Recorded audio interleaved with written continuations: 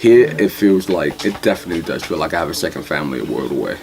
So we have a host dad, his name is Solanji, our host mom, her name is Mayaji, and then our younger sister is Ritika. Mayaji is the village head, so she's constantly busy and constantly doing stuff.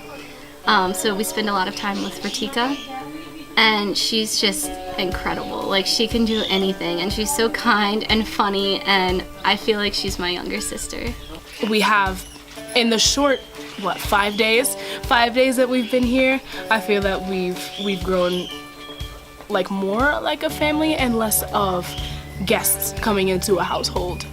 Like on the first day, they were like, you call me Mama G and I'll call you our 3 daughters. I have a host sister named Himani who teaches us traditional dance such as Kathak.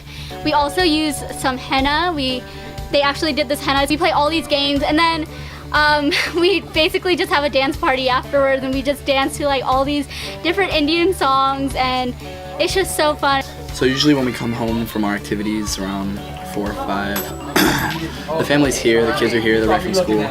So usually we get into sort of an activity while there's still sunlight. So sometimes we play cricket, sometimes we play soccer, sometimes we sit out here and listen to music with the family, sometimes we help our host mom clean or cook. Having a homestay experience is the pinnacle of immersing yourself in a new culture. Oh, the homestay experience is an essential part of going abroad because it throws you right into the experience. Because if you were in a hotel accustomed to, let's say, the Western style, you wouldn't be experiencing anything new.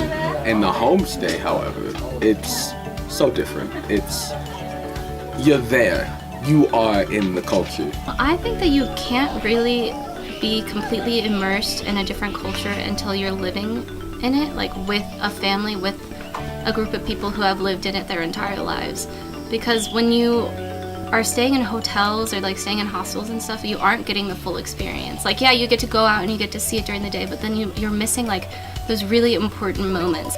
You get to really see into it rather than just looking from the outside. I think it's really good in terms of when you come home, you're not disengaging from your experience culturally.